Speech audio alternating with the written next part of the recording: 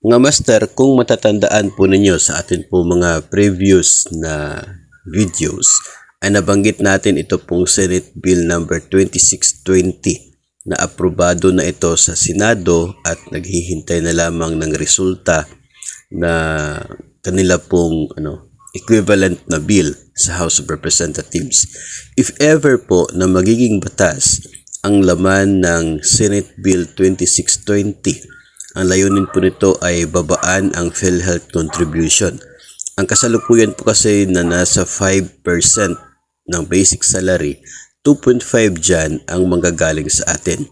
Doon po sa proposal ay magiging 3.25% na lang ang total contribution sa PhilHealth. So ang deduction sa atin ay nasa 1.625% na lang.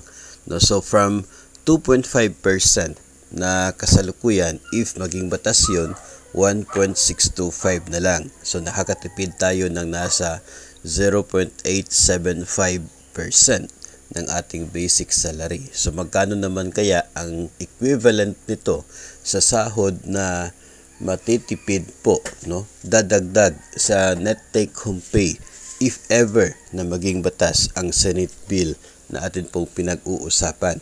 So kung sakali naman po ito ay maging applicable next year, 2025, sa implementation ng second tranche ng atin pong dagdag sahod, no?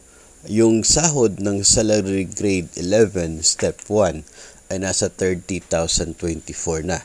So 0.875% ng sahod na yon or ng basic salary mo, ganun po ang matitipid ng PhilHealth contribution dadagdag sa net take home pay mo.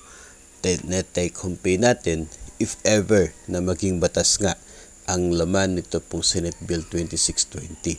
Maganda po yan. Kung mas malaki po yung sahod mo, mas malaki din yung matitipid at idadagdag sa net take home pay mo.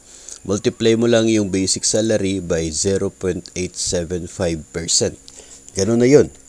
Ang challenge lamang ay dahil sa limited na lamang yung panahon, no, ng atin pong mga mambabatas para pag-usapan ang ganito pong bill. No. Sa Senado walang problema kasi aprobado na sa kanila. Yung ating concern dito ay sa House of Representatives dahil ito pong atin pong bill ay mag-e-expire na rin po siya pagdating po ng end ng 19th Congress. Ibig sabihin by June or kung kailan po magtatapos itong kasalukuyang Kongreso,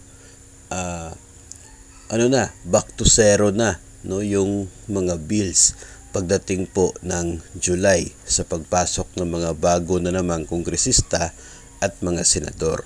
So yun po yung challenge dito, yung panahon, no, na kinakailangan ng mga kongresista para mag-approve din ng kanilang bersyon related po dito para nang sa ganun ay meron pong maisubmit sa Malacanang at may chance na maging batas at ma-implement mapapakinabangan ng mga PhilHealth members. So tayo po ay mag-aabang ng anuman pong update tungkol po dito at atin pong ibabahagi sa inyo if ever na mayroon na po magiging magandang balita o kaya ay hindi ganun kagandang balita related po sa proposal na babaan ito pong contribution sa PhilHealth as amendment doon po sa Republic Act 1122.3 or ang Universal Healthcare Act.